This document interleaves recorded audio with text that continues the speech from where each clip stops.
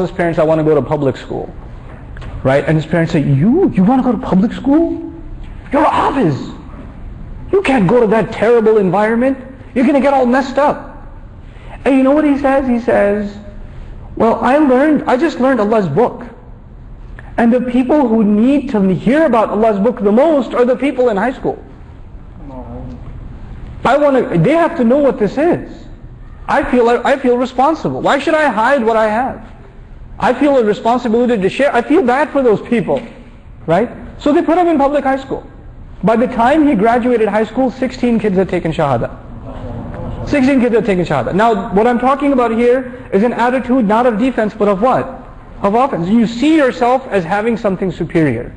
So when I'm talking, especially young people nowadays, I feel like I'm putting you guys on the spot. I don't know for sure, but I guess I'm going to stereotype. A lot of you, you're not proud of Islam.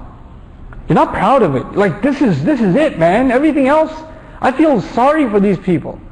Instead, what's happening to our girls, our daughters, is when they see some girl dressed a certain way, they say, oh, I wish I could dress like that. Too bad it's haram. Right?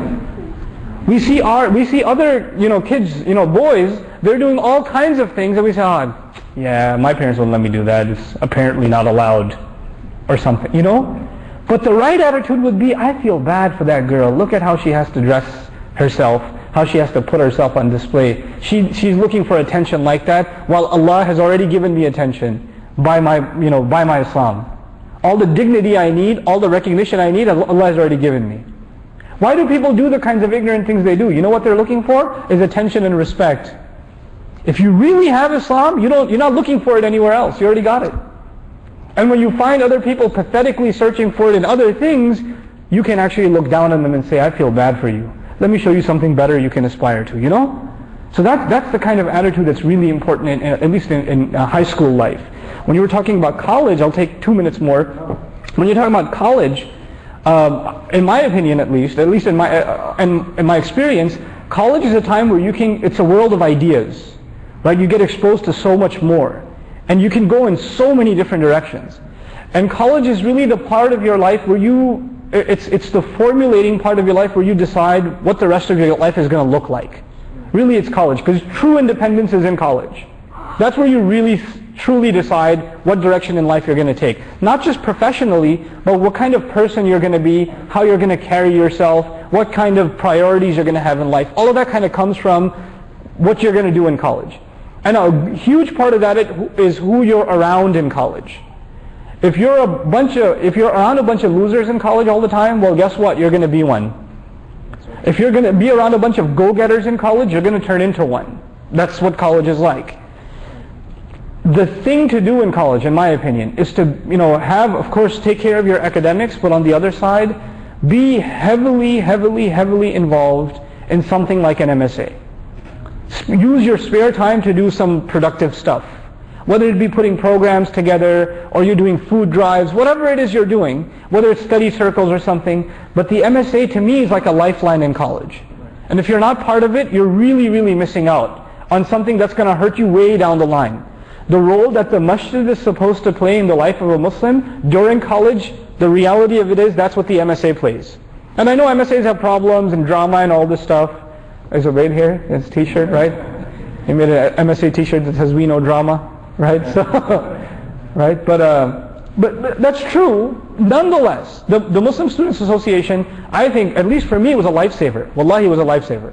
Had it not been for the MSA, Allahu A'lam, I would have never met anybody who would make me want to commit myself to praying regularly. I wouldn't have met somebody like that. So, yeah, through the MSA, and some of the great scholars we have going around nowadays are ex-MSA people. They came out of the MSA, So don't trivialize it. Don't think little of it. Really, make it a big part of your life in college, inshallah. And if your school doesn't have one, make one. You should be the one to make it. You should be the one to create it. And actually nowadays, so many high schools, I'm so proud of them, high schools are starting to make MSAs. I went to the MSA at Euless, the Trinity High School the other day. I was shocked. There was like 80 kids there. I was like, where did you people come from? But subhanAllah, it's a thing of pride when Muslims come together and they're trying to do something like that. So that would be my advice for college. What was that last thing again? When you become zombies and you get into the workforce? Yeah, basically. Yeah, that's the last bit, right? The thing of it is, I'll just speak frankly, I think that Muslims in this country, for a long time, we haven't been creative. We have not been creative. Our idea of a good career is limited to 4 or 5 things, and if your children are not graduating in these 4 to 5 fields, then they have failed in life. Right? They're just, what are you doing with your life? So if your son decides to, for example, get a bachelor's in history, you'll say, what are you doing? Is that why you brought you to America, to study history? No. Forget about history, worry about your future. Right? And do computer science and do like accounting, and if you can't, no. First let's start with Jannatul-Firdaus. Do med school, and then, at least engineering, and if you can't do that, fine, a little bit lower, kind of barzakhish, but computer science. If you can't do CS, you can't be a programmer, at least do IT. Okay, fine, be an accountant. Oh, education, way at the bottom, education. Right, so we have these, we figure out that these are the careers that are successful, and we push those on to our kids. Listen, this is not the British Empire leaving Pakistan and India behind, and the only careers left are the ones that the Brits left for us. This is not that anymore. This is really, I don't mean to be cliche, but it's a land of opportunity. Right? And there's so many creative fields that we could use Muslims in, and that it's not just that it would be a great service to the community, but they can really be lucrative careers. So my first bit of advice would be to first, identify for yourself, and college is the time to do that, and high school is the early time to do that. Identify for yourself what are the subjects, and what are the areas of study or specialization that you find interesting, that you really like, genuinely like. And then in college, find out, speak to professionals in that field, speak to counselors, advisors, and find out what kind of career paths are available in that field that you personally really, really like, and not just like, but you're good at. These are 2 things that are important. Because you could really like something, but you're no good at it. Right? Don't do that. Because you won't get anywhere. And sometimes you're really good at something, but you don't like it at all. You're really great at it. You hate it though. And you go and do it anyway because you're good at it, and you know what happens? You're miserable your entire life because you hate going to work every day because you can't stand your job. Right? So it would be good, it would be an effort on your part to look for something, A, that you really like doing, and B, that you're good at, and then pursue a career in that field, inshallah ta'ala. And even if that doesn't happen, that's the ideal case, right? But even if that doesn't happen, have a career in which your life is not your career. Your life is not your career. I used to be in IT back in the day, way before, we're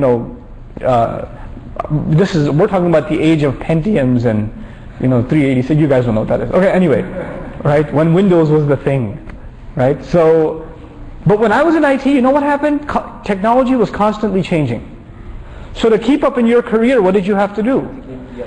You're at work when you're at work, and you're at work when you're home, so you can stay at work the next day to keep up with your career. So your work basically consumes you. And you have no energy, no time left to do anything else with your life. That is it, that's all you are. You ever seen people that work so hard, every time you talk to them, all they can talk about is work? That's all they can talk about. They can't think of talking about anything else. Why? Because that's all their life has become. Unfortunately, they're just a means to make some multi-million dollars company some more money. That's all they've become, a cog in a machine. You have to have a career in which you have time left for yourself, for your family, for your community, for other things. A lot of people I know that were amazing in their MSA years. Man, these people were awesome. The moment their career started, they disappeared. What happened to that guy? I don't know, he got a job. That's all last I heard of him, he got a job. That's what happened. They disappeared. We don't see them at masajid, we don't see them in programs, we don't see them, pursuing their study of deen. We don't see them. And in some cases it's understandable, you're busy with family and things, But, it's something you have to be cognizant of. Don't lose who you were. Don't lose who you were. And if your children see you not having any activities outside of your career and doing the groceries, they don't see you actively participating in wanting to learn the deen for yourself, in wanting to gain a better understanding, doing something for Islam, whether it be in the realm of da'wah or humanitarian work or whatever it may be. If they don't see that, how are they going to get inspired? So these would be a few tidbits about just high school, college, and career, inshallah. That's good. But coming back to the professional, what do you think about money making? Because a lot of guys, when I started making